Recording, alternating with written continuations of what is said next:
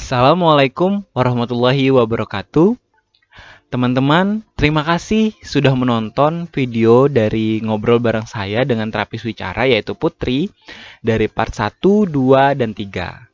Hingga kita sampai di part terakhir ini yaitu part 4 video ngobrol bareng Putri tadi.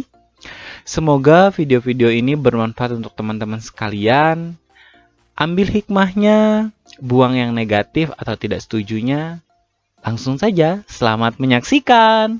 Kalau bisa, untuk orang tua tidak menargetkan untuk untuk verbal. Apabila pemahaman bahasanya belum ada. Misalnya, biasanya ada beberapa orang tua atau enggak yang menuntut anaknya untuk langsung ke kata ya.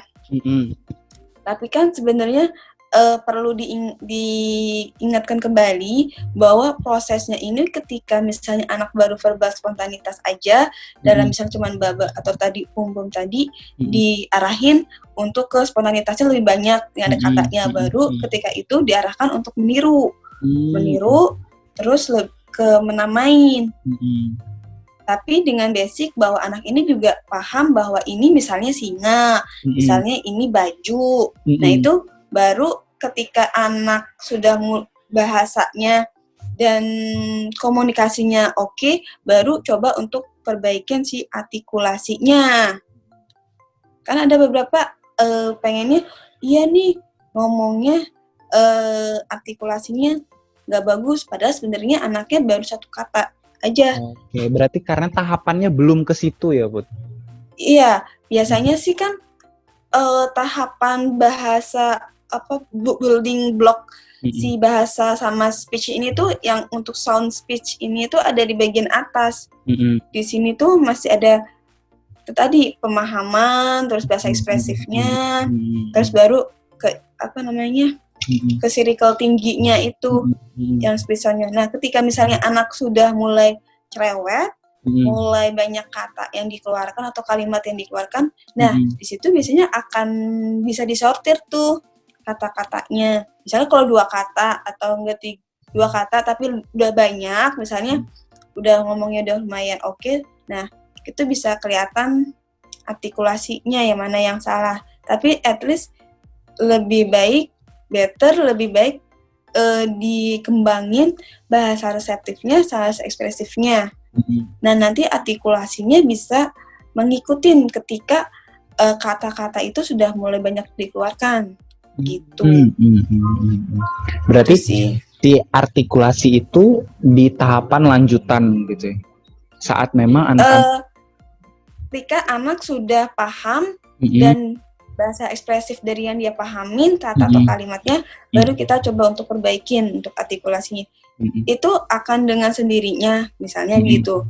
Maksudnya akan kelihatan gitu. Tapi kalau kita ngejar langsung artikulasinya supaya benar, itu ketika nggak ada pemahaman bahasa atau bahasa ekspresifnya itu akan kesulitan. Jadi kita jadi kan nggak ada kata yang harus dikeluarin dulu kan. Jadi meniru, tapi dia belum paham nih, kecuali kalau memang dia udah bisa menamain, kalau itu kata benda, kata kerja ataupun apa, tahap itu boleh deh tuh kayak artikulasi diperbaikin. Tapi kalau misal masih tahap meniru, pemahamannya belum terlalu lancar, misalnya dia nggak paham itu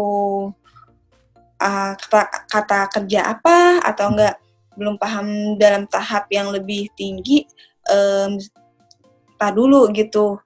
Soalnya ada beberapa keinginan kan kalau kita jadi orang tua, kita inginnya anaknya ngomong ya, dan bicaranya tuh lancar. Nah itu tahapannya ngomong dulu aja gitu loh, bahasa ekspresif dulu aja dikeluarin sama pemahaman bahasa reseptifnya ditingkatin, baru setelah ada kata yang dikeluarkan benar-benar dengan cara menamain, tektok 2 arahnya udah mulai ada, kalau bisa sih artikulasinya dibenerin.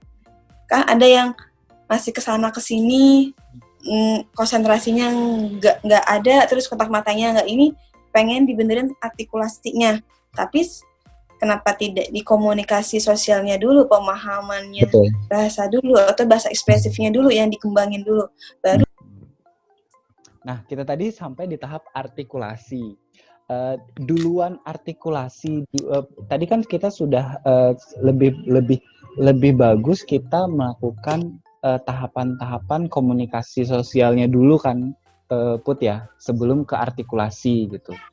Nah, setelah artikulasi udah mulai bagus, sudah mulai bisa merangkai satu kata, tiba-tiba ada muncul permasalahan lagi nih. Kadang kalimatnya berantakan atau dia menyusun satu katanya itu suka beda-beda. Nah, itu tuh memang di tahapan yang betul, apa ada yang memang masih ada salah gitu di bawahnya? Sebenarnya kasus artikulasi ini masuk ke wicara ya. Kalau yang tadi kamu bilang penyusunan kalimat itu ada di tahapan bahasa, tapi bahasanya di bagian semantik, sintaksis penyusunan kalimat. Jadi itu areanya berbeda. Kalau yang tadi artikulasi di bagian wicara, itu speech-nya, atau speech ya. Speech-nya atau wicaranya. Kalau yang tadi, yang penyusunan kata kalimatnya kurang tepat, itu di bagian bahasa, masuk bahasa, tapi di bagian sintaksisnya, menyusun kalimat yang tepat. Gitu.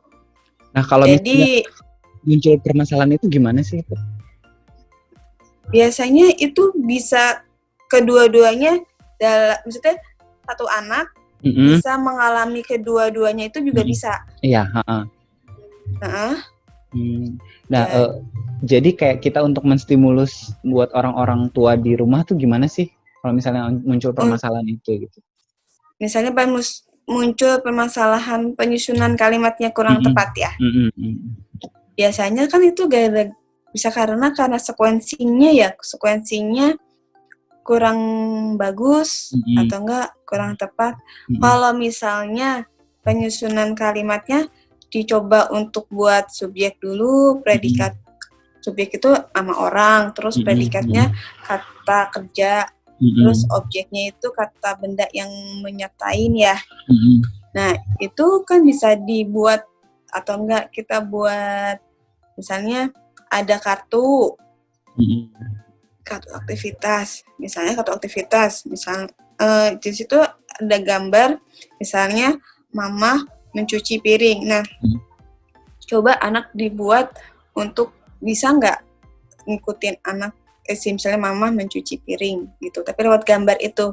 Kalau memang tidak bisa, berarti kan bisa dibantu per kata, misalnya gambar misalnya tengah-tengahnya ini gambar apel, terus apel kan warnanya merah ya. Nah, bisa jadi di sini warna merah, jadi apel merah. Oke. Itu juga bisa. Atau enggak, misalnya ada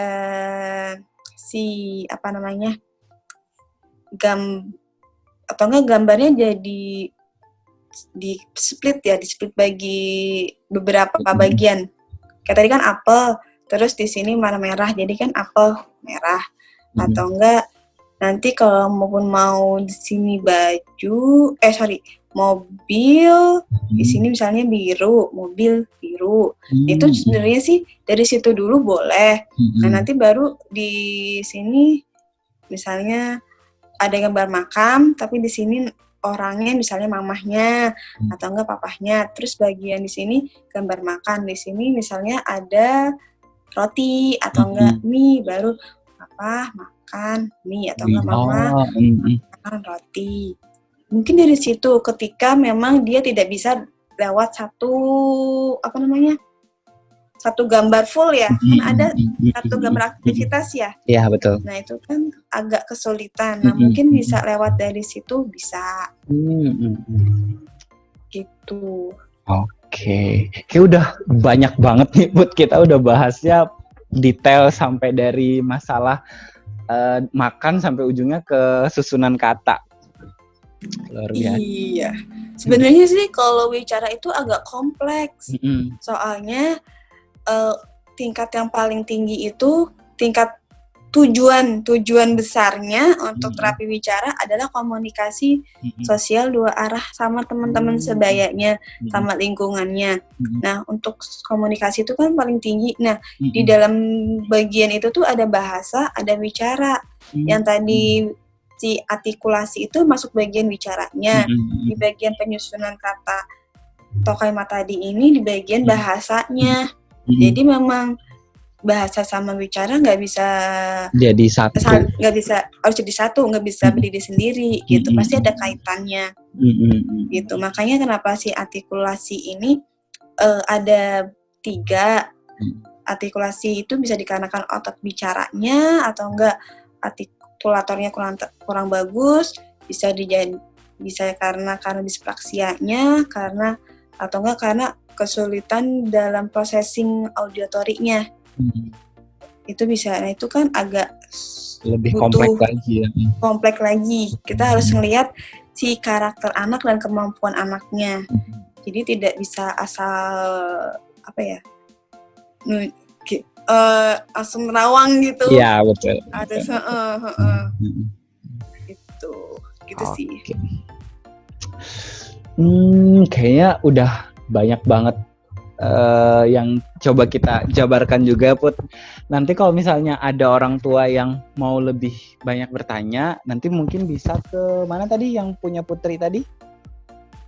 Kalau mau kemana dulu? Si Komar. Oh, boleh. Kalau ke si Komar juga apa-apa gitu. Nah, nanti itu mungkin orang tua atau teman-teman yang lagi nonton ini, kalau ada pertanyaan-pertanyaan yang lebih lanjut atau mau cerita permasalahan yang lebih kompleks lagi, bisa nanti hubungi ke si Komar. Si Komar itu Instagramnya ya, Put? Iya, itu Instagramnya. Ada Facebooknya juga. Nanti aku coba masukin Instagramnya. Nanti di bawah juga ada deskripsinya. Nanti mungkin bisa lebih tanya-tanya lebih dalam lagi di situ ya, Put, lebih langsung ke kasusnya. Kalau obrolan kita tadi itu kan kasusnya kita menerawang semua nih. Anaknya gimana, ini gimana lagi mencoba membikin karakter bahwa aku lagi bersama anak ini, kasusnya begini. Jadi ketika dengan kasus yang sebenarnya lebih enak membicarakannya karena kita langsung to poin ya. Kita ngelihat per kasus anaknya dan cara penanganannya. Gitu. Nah, nanti teman-teman bisa langsung hubungi Putri. Nanti aku masukin info hubungi Putrinya kemana. Terima kasih banyak, Put, sudah cerita-cerita, sudah berbagi pengalaman. Sama-sama. Nanti kita ketemu lagi di Jakarta. Sehat-sehat. Amin. Terus berkarya, terus melakukan hal-hal positif untuk sekitar. Putri, ada yang mau ditambahin lagi nggak? Kayaknya sih cukup. Cuman memang jatuhnya kalau bisa sih orang tua coba lebih aware, lebih memahamin kemampuan anaknya sampai sejauh mana, terus karakter anaknya kayak gimana, karena kan setiap anak berbeda-beda gitu. Kemampuan anak satu ini sama satu yang lain berbeda, karakternya pun beda, walaupun kasusnya sama, tapi cara masukin input ke dalam anaknya tuh juga berbeda-beda gitu. Jadi lebih aware aja dengan kemampuan dan karakter anaknya gitu. Berarti intinya setiap anak itu punya kelebihan yang sangat harus kita ketahui dulu ya, Put. Nah, dari situ kita dari situ kita bisa menentukan permasalahannya, terus membantu apa yang menjadi masalahnya untuk dia bisa lebih cepat mandiri atau bisa lebih cepat berkembang seperti itu. Iya, betul. Iya, gitu sih. Kalau bisa baca-baca perkembangan bahasa Milestone. Oh iya, nah nanti kalau misalnya milestone-nya itu aku coba masukin juga di sini, jadi biar orang tua bisa langsung klik infonya gitu. Boleh. Soalnya biar lebih aware aja sih, gitu. Terima kasih Putri. Kalau nggak ada sama-sama. Terima kasih. Nanti kita kalau ada part 2 jangan jerak ya. Nanti kalau bisa yang selanjutnya kita langsung ketemu kasusnya. Bisa, kalau bisa ketemu kamu nyediain anak juga nggak apa-apa. Iya. Kita langsung show up langsung. Iya, bisa. Itu lebih enak ya kalau kamu bawain misalnya anak kasus, berarti kita kayak ngelihat anak ini tuh ada di sini, kemampuannya ada di sini, nanti coba masukin ke sini, itu sih metodenya. Siap. Oke. Kalau nggak ada lagi, aku ucapin makasih banyak untuk Putri. Mohon maaf kalau kita berdua ada salah-salah kata atau perbuatan. Semuanya ini tujuannya untuk memberikan edukasi atau sharing pengalaman yang kita miliki. Ambil positifnya dari apa yang kita omongkan atau yang kita bicarakan. Saya tutup. Wassalamualaikum warahmatullahi wabarakatuh. Dah.